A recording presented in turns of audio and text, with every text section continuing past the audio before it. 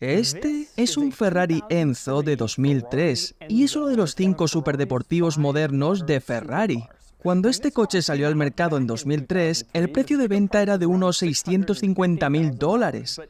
Pero hoy, 20 años después, los ejemplares en buen estado están vendiéndose por 2,5 a 3 millones de dólares. Hoy descubriremos el porqué.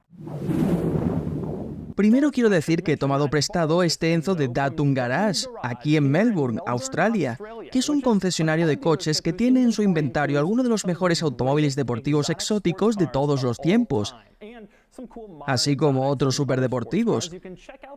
Puedes revisar este inventario si haces clic en el enlace que se encuentra en la descripción. Supongo que haremos algún vídeo más por aquí. ¿Por qué viajar hasta Australia para hacer un vídeo de YouTube? Pues porque este no es un coche cualquiera, de hecho, no es solo un Ferrari cualquiera, es uno de los mejores de todos los tiempos. Es uno de los 5 superdeportivos de Ferrari, siendo los demás el 288 GTO, el F40, el F50 y el LaFerrari. Pero solo este lleva el nombre del fundador de la compañía. Y por supuesto, el Enzo es especial por otras razones también. El Ferrari F430 era raro, pero Ferrari fabricó 15.000 de ellos. Mientras tanto, solo han hecho 400 Enzos. Digo 400 entre comillas, porque Ferrari dice que construyeron 400, pero hay personas un tanto raras por ahí dedicadas a rastrear los números de serie de cada Ferrari, y ya os digo que hay más de 400, lo que sugiere que Ferrari pudo haber distorsionado la verdad y construido unos cuantos más de los que dijeron para hacer que el automóvil pareciera un poco más raro y más atractivo para los coleccionistas. Aunque está claro que no necesitaban hacerlo, porque podrían haber fabricado miles de estos y aún sería muy atractivo. Aquí en la parte trasera hay un motor V12 de 6 litros con 660 caballos y 490 libras de torque. Impulsaba este vehículo de 0 a 100 en 3,1 segundos, lo cual era una locura en 2003 y todavía es impresionante a día de hoy. Y hay más, por supuesto. Hoy te llevaré a dar un recorrido por el Enzo y te mostraré todas las peculiaridades y características de un Ferrari de 3 millones. Gracias por el cariño que recibo en cada vídeo, ya hemos superado la cifra de los 15.000 suscriptores, es totalmente de locos.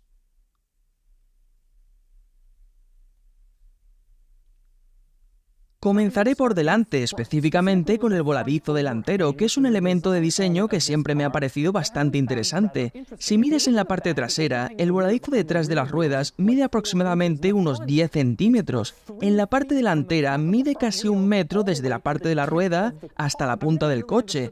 Nunca he entendido por qué lo hicieron, aunque creo que la intención era tratar de recrear el aspecto de un Fórmula 1 en un coche de carretera, por lo que debía tener un frente largo y puntiagudo. Si alguna vez has querido saber qué hay en el largo voladizo delantero del Ferrari Enzo, te lo voy a enseñar. Primero hablemos de cómo se abre. Entras por el marco de la puerta del conductor y en la parte delantera hay un pequeño pestillo. Tiras de ese pestillo y luego se abre el compartimento delantero hasta cierto punto. Te agachas, tiras de una pestaña pequeña y lo abres completamente. Cuando lo abres revela el compartimento de carga más pequeño que se haya instalado en un coche. En serio, es totalmente diminuto.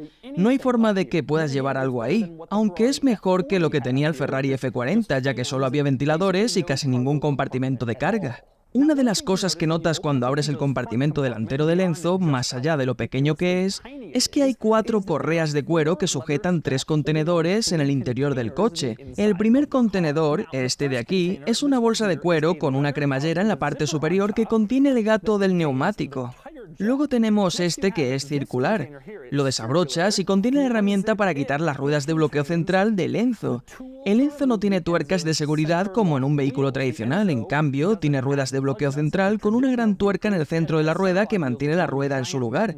Y por lo tanto, para quitarlas, necesitas una herramienta como esta. Me gustan esas bolsas de cuero porque no solo son bonitas, sino que se sienten bien, se ven bien, tienen cremalleras agradables y además tienen el pequeño caballo de Ferrari estampado en relieve en el cuero, lo que significa que reemplazar una de esas bolsas de cuero probablemente costaría alrededor de $900 por cada una.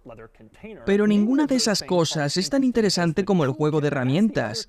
Ese es el otro contenedor que tenemos, no está hecho de cuero y en su lugar está hecho de un material más resistente. Cuando lo abres encuentras varias llaves inglesas, todas con la marca de Ferrari.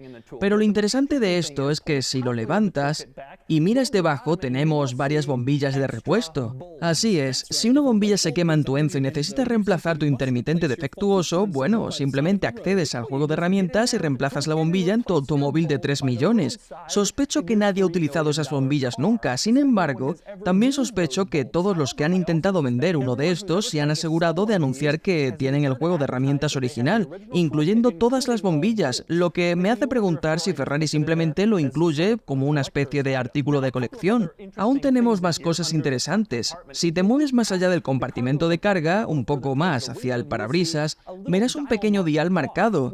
Eso es un interruptor de batería. Ferrari conoce a sus clientes. Saben que las personas que comprarán uno de estos coches luego no lo van a conducir durante mucho tiempo, para evitar hacerle kilómetros y que mantenga su valor, así que puedes apagar la batería para que no se agote mientras el automóvil está parado. Otra cosa interesante acercándonos al parabrisas sería que tenemos fibra de carbono en todas partes del coche, pero también puedes ver los pequeños chorros del limpiaparabrisas, que están montados sobre una especie de montañas de fibra de carbono para elevarlos lo suficiente como para que realmente sean efectivos al rociar el parabrisas.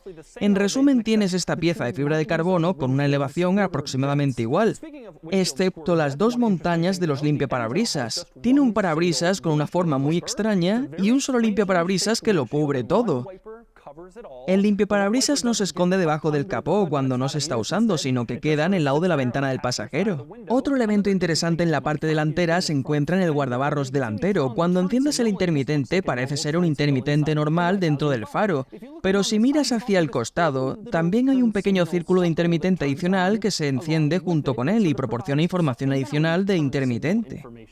Pasamos al motor, pero antes de llegar ahí, quiero hablar sobre el procedimiento bastante inusual para abrir el compartimento del motor. Comienza de manera bastante sencilla. Hay un pequeño pestillo en la parte trasera del marco de la puerta del conductor. Tiras y es sobre el compartimento del motor. Nuevamente se necesitan a 2 personas porque es muy pesado y este coche es muy ancho. 2 personas lo levantan, pero lo interesante que sucede a continuación es la varilla del soporte del capó. No la tenemos colocada de forma sencilla en la cubierta del motor y tampoco está encajada en el compartimento del motor. En cambio está enganchada en el compartimento y se puede quitar, pero tal vez lo más inusual de la varilla de soporte del capó es el hecho de que hay un pequeño trozo de tela envuelto alrededor de ella. Eso es para que pueda seguir sosteniendo el capó en caso de que se caliente demasiado. La varilla está hecha de metal y si el automóvil ha estado en marcha durante un tiempo, la varilla podría estar muy caliente. Una vez que hayas quitado la varilla, el procedimiento para instalarla es bastante inusual. Insertas la parte inferior en este gran agujero hecho para recibir la varilla y luego colocas suavemente la cubierta del motor en la parte superior.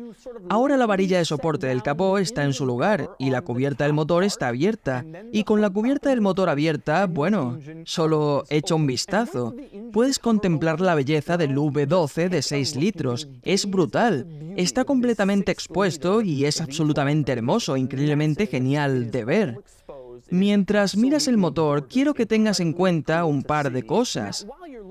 Como mencioné antes, es un V12 de 6 litros, 660 caballos, 490 libras de torque, y de 0 a 100 en 3,1 segundos. Y este coche tiene una velocidad máxima de 357 km por hora, lo cual era muy rápido hace 20 años. Y bueno, sigue siendo muy rápido, muy rápido. Hay más cosas interesantes debajo del capó y sería la suspensión. Normalmente la suspensión de un coche está detrás de las ruedas y neumáticos, pero este coche tiene suspensión interna, que está montada de forma horizontal, más o menos en el centro de todo el compartimento del motor. Es muy inusual cuando abres la cubierta porque ves el motor, pero también ves la suspensión situada entre el motor y la parte trasera del coche.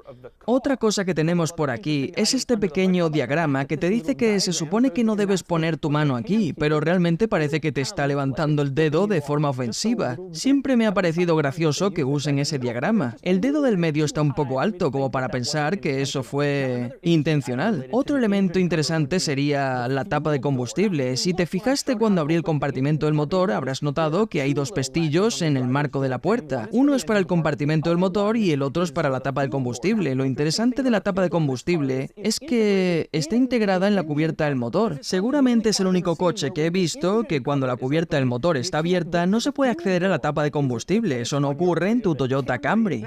Cuando el compartimento del motor está cerrado, puedes tirar de este pequeño pestillo y la tapa de combustible se abrirá de inmediato, pudiendo llenarlo de combustible. Pero cuando el compartimento del motor está abierto, puedes ver que las dos cosas están separadas entre sí y cuando tiras del pequeño pestillo el mecanismo funciona, pero obviamente no hace nada, ya que la tapa de combustible está elevada como parte de la cubierta del motor. Otro elemento interesante sería el nombre del coche.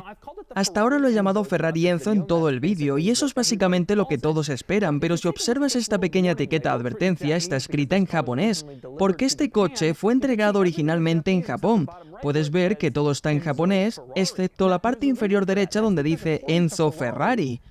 Hay una razón para eso, y es porque según Ferrari este coche debía llamarse Enzo Ferrari, y no Ferrari Enzo, ni Ferrari Enzo Ferrari, simplemente Enzo Ferrari, ya que lleva el nombre del fundador de la compañía.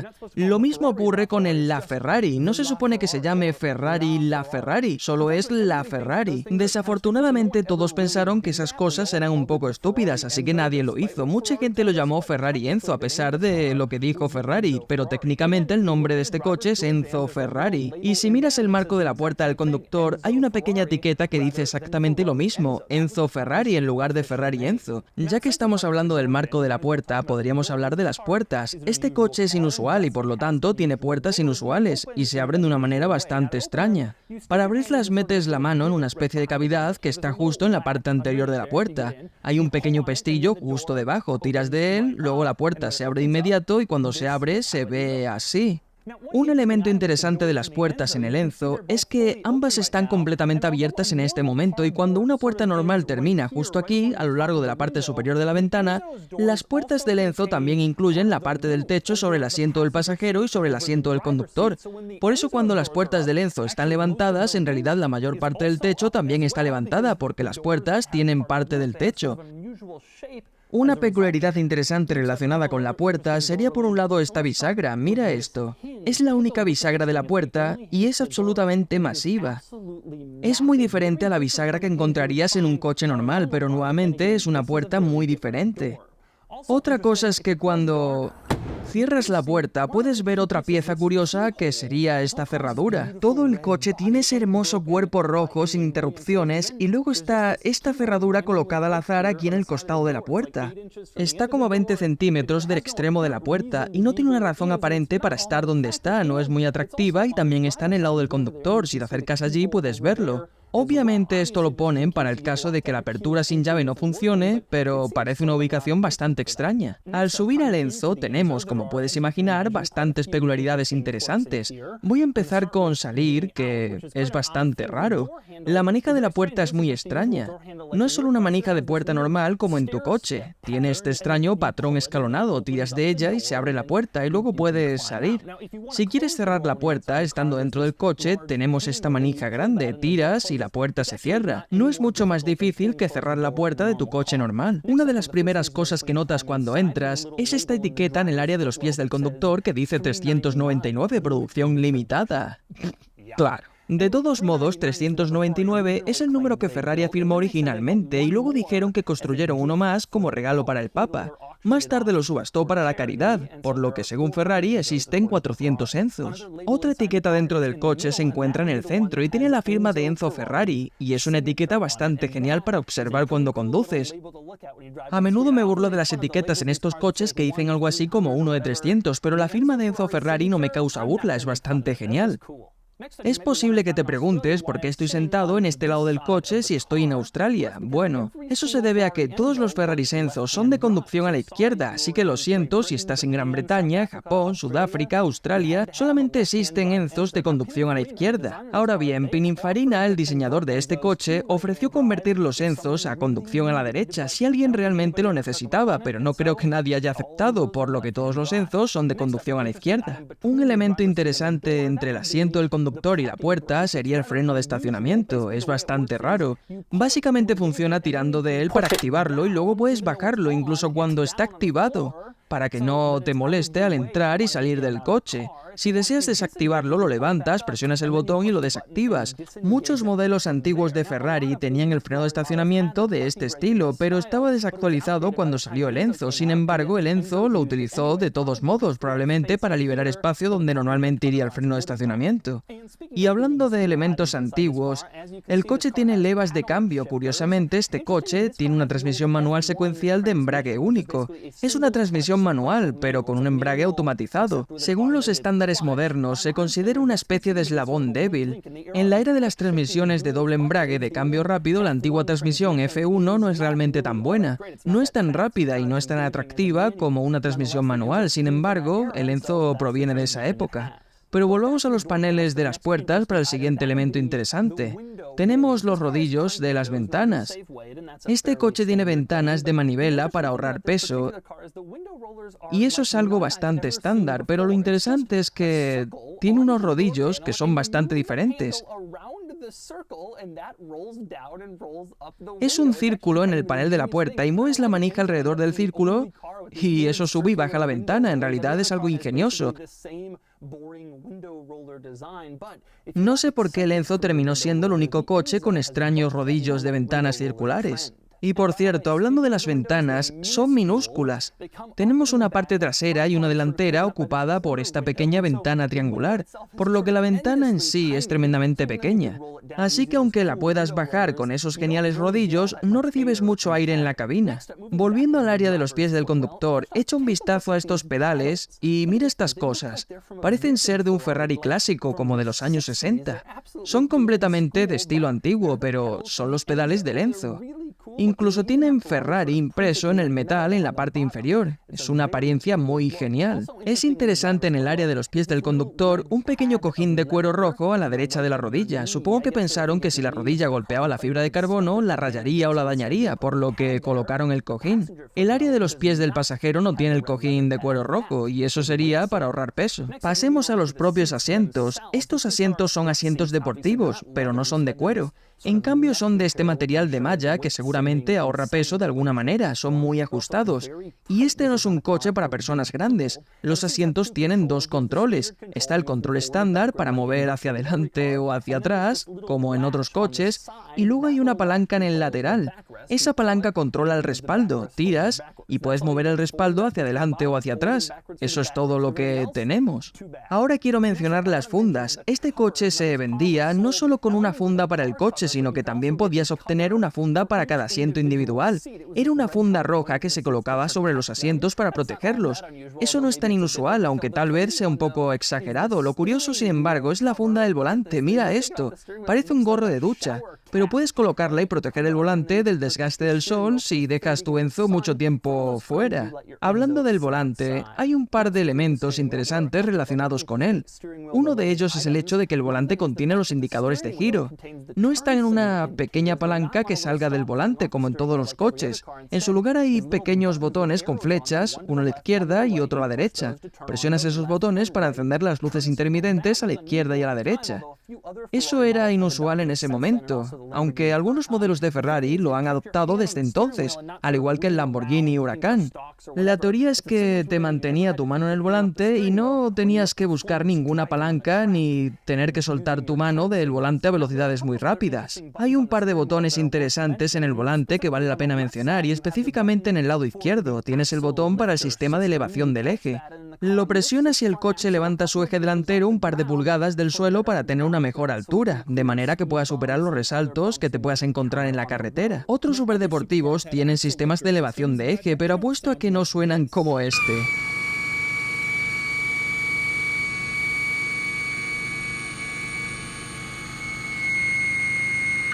Ah, el glorioso sonido de un Ferrari Enzo.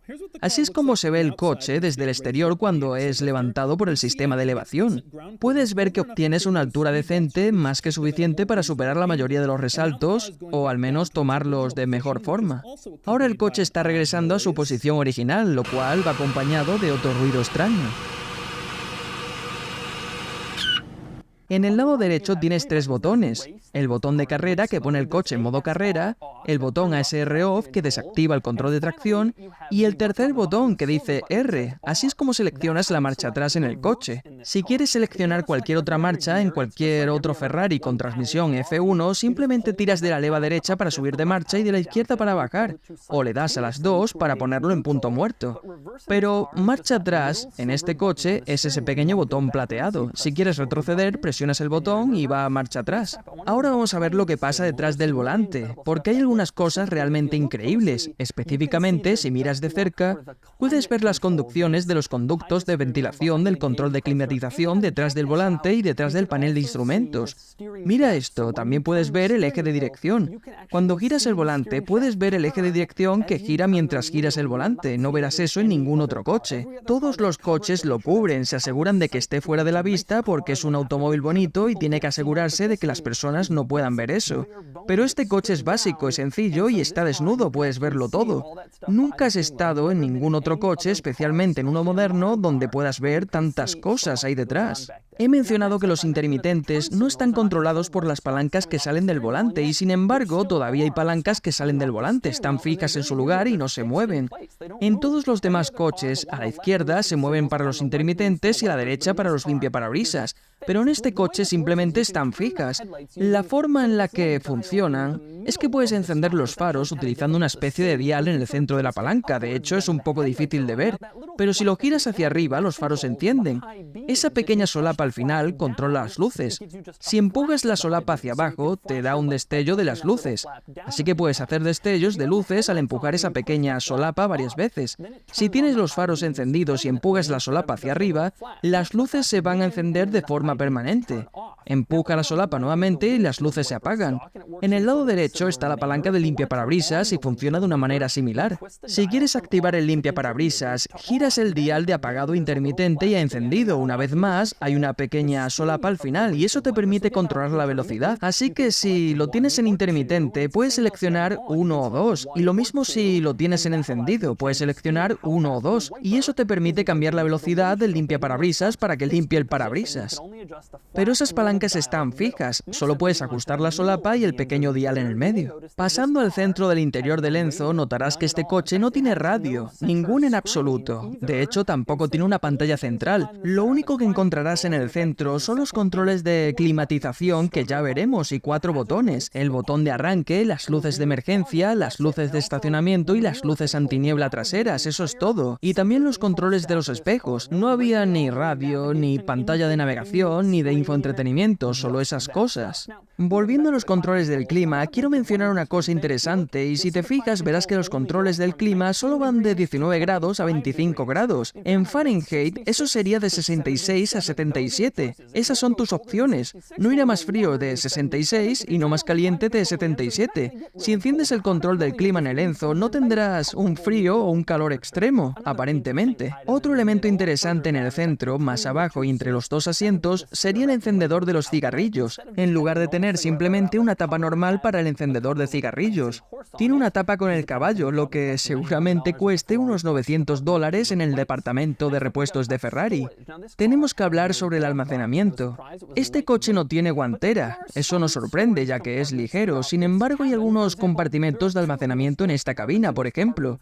Hay 2 pequeños compartimentos en esta pieza de fibra de carbono en el centro. Están abiertos, así que no puedes guardar cosas que no quieres que salgan volando. Después está el compartimento de almacenamiento entre el asiento del pasajero y la puerta del pasajero. La puerta del lado del conductor tiene el freno de mano, pero en la del lado del pasajero tienes este pequeño compartimento donde puedes poner cosas, pero no muchas. También hay otro compartimento de almacenamiento detrás del asiento, que sería esta pequeña red donde también puedes meter algunas cosas. Este interior puede parecer muy básico, sin almacenamiento, no hay pantallas en el centro, pero sin embargo hay una pantalla en el conjunto de indicadores que cuando enciendes el coche se ilumina. Y es esta pantalla, si miras a la izquierda puedes ver que muestra la presión del aceite del motor y un par de indicadores de temperatura. También puedes ver que cambia de un odómetro parcial a uno total. Esto sucede cuando presionas el botón Set en el volante. Mientras tanto también puedes cambiar de visualización en los indicadores si presionas el botón Mod. Puede que no parezca mucho, pero una pantalla así era un gran avance cuando salió este coche. Ah, y una cosa divertida más sobre la pantalla. Mira esa imagen en el centro. Es un Enzo visto desde arriba.